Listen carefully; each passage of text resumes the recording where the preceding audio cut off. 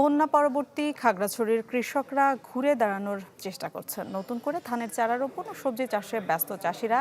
এ নিয়ে বিস্তারিত জানবো। আমাদের সাথে যুক্ত হচ্ছেন সহকর্মী নুরুস সাফা মানিক। মানিক, জানাবেন বিস্তারিত।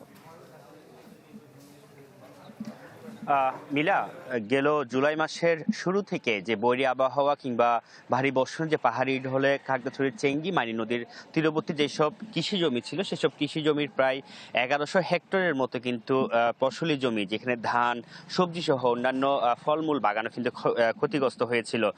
সেই ক্ষতি পুষিয়ে ওঠার জন্য কিন্তু যারা এখানকার কৃষকরা রয়েছেন তারা কিন্তু এখন যে তাদের যে সংগ্রাম সেটি তারা চালিয়ে যাচ্ছেন। আমরা এখন আছি খাগড়াছড়ি শহরের লাগোয়া একটি গ্রাম, যেটি পানখাইয়াপাড়া। সেই পানখাইয়াপাড়া গ্রামে আমরা এসে দেখেছি এখানে যারা কৃষকরা আছেন তারা কিন্তু তাদের যে জমি প্রস্তুত করে যে ধান লাগানোর যে কার্যক্রম সেটি তারা কিন্তু করে যাচ্ছেন। এবং এর পাশাপাশি শুধুমাত্র এই গ্রামে নয়, এর মতো কিন্তু আশপাশের যেসব গ্রাম রয়েছে অর্থাৎ 9 উপজেলা, যেখানে যেখানে পানির মানে যে পাহাড়ি ঢলে ক্ষতিগ্রস্ত হয়েছিল সেসব জায়গায় কিন্তু মানুষ তাদের যে ধানের বীজ লাগানো সেটি কিন্তু তারা শুরু করেছেন। এবং এরপরে অনেকগুলো গ্রাম রয়েছে, কমলছড়ি কিংবা ভুয়ালছড়ি, এইসব গ্রাম আমরা দেখেছি একরের পর একর জমি কিন্তু এখন সবুজে, অর্থাৎ যে ধানের যে চারা সেই চারাই কিন্তু এখন সবুজে ভরে উঠেছে। এবং এর পাশাপাশি বিভিন্ন গ্রীষ্মকালীন কিংবা আগাম যে শীতকালীন সবজি চাষের যে কার্যক্রম সেটিও কিন্তু কৃষকরা কিন্তু চালু রেখেছে। এবং আমরা কৃষি বিভাগের সাথে কথা বলেছি, খাগড়াছড়ি কৃষি বিভাগ বলছে এখানে খাগড়াছড়িতে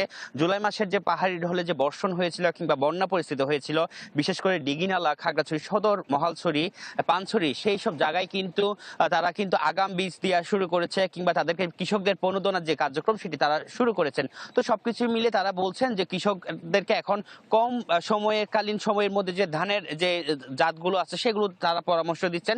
পাশাপাশি শীতকালীন আগাম সবজি চাষের জন্য তারাও কিন্তু তাদেরকে পরামর্শ দিচ্ছেন এবং বীজ সহ অন্যান্য যে সহযোগিতা সেটি করছেন বলে কৃষি সম্প্রসারণ বিভাগ থেকে আমাদেরকে জানানো হয়েছে। তো সবকিছু মিলিয়ে এই ছিল আমার কাছে বন্যা পরবর্তী সময়ে খাগড়াছড়ির যে কৃষকদের ঘুরে দাঁড়ানোর যে কার্যক্রম সেই নিয়ে খবরাখবর। মিলা, জি, ধন্যবাদ আপনাকে। খাগড়াছড়ি থেকে সহকর্মী নুরুস সাফা মানিক আমাদের সাথে যুক্ত হয়েছিলেন।